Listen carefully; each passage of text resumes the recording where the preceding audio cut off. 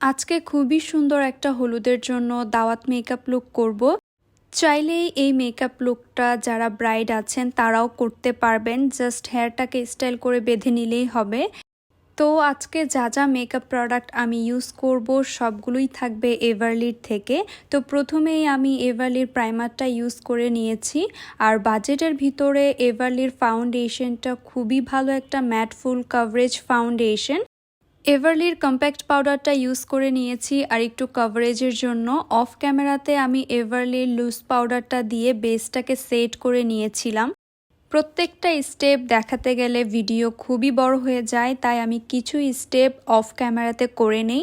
তো আই লুকের জন্য আমি আইশ্যাডো প্যালেট ইউজ করছি বিউটি গ্লেজডের মিডনাইট আইশ্যাডো প্যালেটটা থেকে।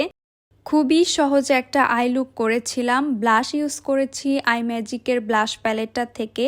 তারপরে আমি হাইলাইটার ইউজ করেছি টেকনিকের এই হাইলাইটার প্যালেটটা আমার খুবই পছন্দের।